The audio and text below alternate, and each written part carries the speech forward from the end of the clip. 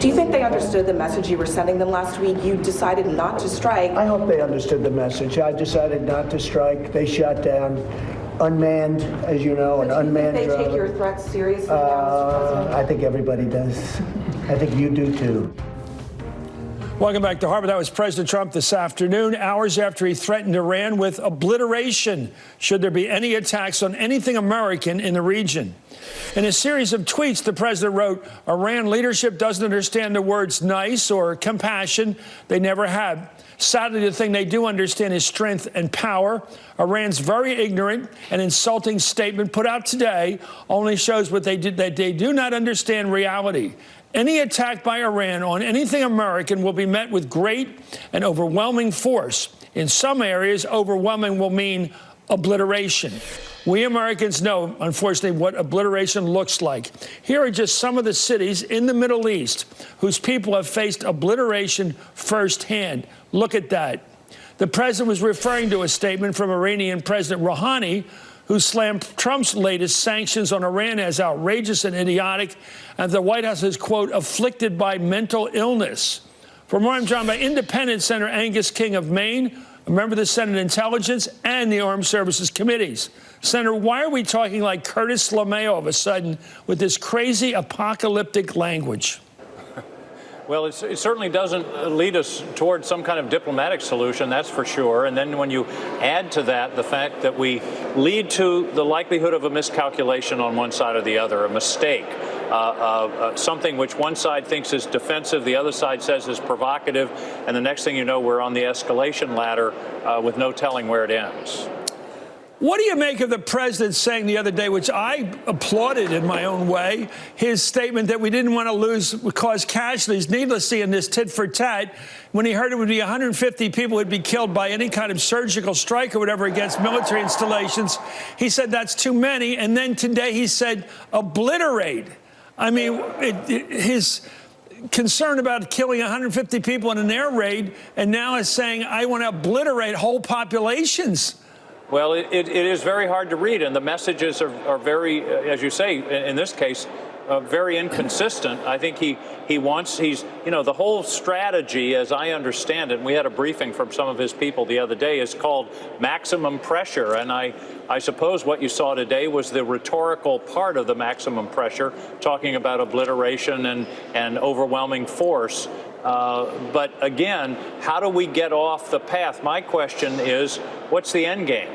Mike Pompeo listed 12 steps that the Iranians had to accept, and basically they asked the Iranians to change who they are. It's unlikely to get a negotiated settlement when you start with a kind of maximalist position. So I don't know how we get around this. Again, the president has also said the door's open for negotiations. John Bolton said all they have to do is walk through the door, but they just sanctioned the guy who they want to walk through the door if they're sincere about some kind of negotiations. Chris, we're seeing all kinds of messages go back and forth, and as I said before, what really worries me is a mistake, a miscalculation.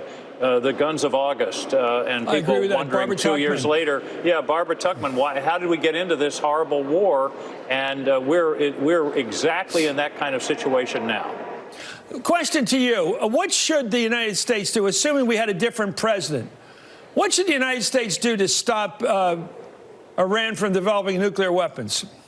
Well, I would have, my strategy would have been to start with the JCPOA, which was working. They were abiding by it. It had weaknesses, for sure. Everybody agrees with that, and particularly the deadlines that were coming up, and say, okay, let's sit down at the table and talk about JCPOA number 2, and what do we have to do to get there? But now we're in a situation where, you know, we're asking not only for an end to nuclear efforts, which is good, but no missiles, no malign activity. And I should say, Chris, Iran is no Boy Scout here. They are a very malign force in the Middle East. They're running Hezbollah. They've got proxies in Iraq. They've killed Americans over the years. They are not good guys. They need to be confronted. The question is, how do you confront them most effectively to get to where you want, which is to get them to stop those malign activities without getting to the place where war looks more likely than not? Yes or no question, I think it is. Should he be required to get congressional approval to commit an act of war against Iran? Yes. Okay, I like that. Now, the qualification there is self-defense is always available to the president, but the Constitution couldn't be more clear that the framers, you go back to August of 1787, Madison's notes where they were debating how the war power should be handled, and there were some that said the president should declare war and execute it. Others said, no, that's the whole reason we had this little matter of a revolution, was we don't want the king or the executive to be unilaterally take people into war. They split it. They said Congress declares war, the president's the commander-in-chief. Now, Congress has abdicated that role largely in the last 50 years or 70 years, but I think it's time for Congress to reassert itself, take the responsibility for making that decision, bearing in mind, and the amendment that hopefully will come up this week says the president, of course, always has the option under Article 2 to defend the country, to respond to attacks against the country. But the larger question is the American people should be behind this when we go to war, and that means Congress. Thank you so much, sir. Angus King from Maine.